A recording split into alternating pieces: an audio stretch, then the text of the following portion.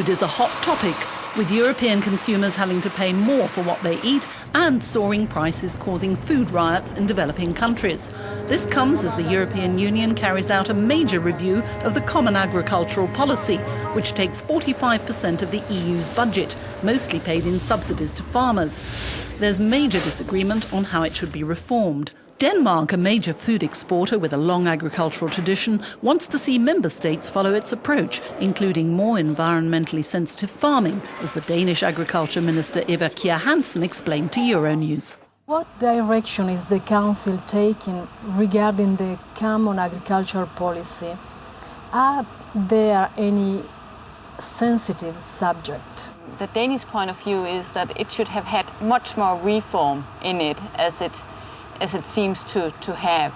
But we do hope that we will get through with some changes. And when you ask about sensitive issues, I would say that things like capping and modulation, that is examples on issues where the member states do not agree. So we are still discussing how far should we go and what kind of instruments should we use at all. Organic farming is an interesting alternative to answer to environmental problems. So, why, in your opinion, does organic farming still account for such a small percentage of farming? I think one of the main problems for the organic products is the cost. There are higher prices and it's more expensive for the farmer himself to produce organic products. But what we have seen is a trend going really up, that the consumers do want more and more organic products, and our responsibility is to make it possible to have this kind of production and to support the farmers who wants to change from the conventional farming to the organic farming. Denmark is the country with the highest per capita consumption of organic products. Why? Are Danish more intelligent, wealthier, or just better informed? I'm not sure that there's a simple explanation, but I think it has to do with that in Denmark we discuss very much nature, environment. We want to take initiatives to protect our environment. And also animal welfare plays a certain role in the discussion in Denmark. And then, of course, also we are in a situation where people can afford to buy those products. Mad cow disease, poison mozzarella, contaminated wine. Where are the European strict controls? And how do you regain consumer confidence? It's right to answer that question because we have seen examples on things going on which we wouldn't believe could happen. And I think that shows us how necessary it is that we continue at European level to make regulations and to have a secure control with what's going on.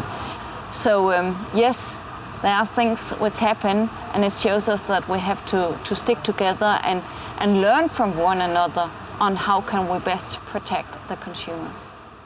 GMOs. Is a common EU position possible? I believe that we should have a more positive attitude towards GMO because it also gives the opportunity to have products which are better when we look at nature and environment.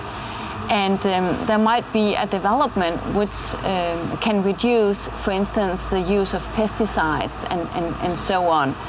But the actual problem which we face when we talk about GMO is a lack of feed in Europe and very high expenses for the farmers. The alarming rise in wheat, rice, corn prices has sparked tension in developing countries. The situation isn't much better in Europe. What measure can the EU take to stop this? First of all, take away the restrictions which we have had on production, like the milk quotas and the set-aside, and take those fields into use again. And the other is, in fact, the discussion about the GMOs and whether we, through more use, could do some more on the food production and the possibility of feeding people, of having food enough for people all over the world.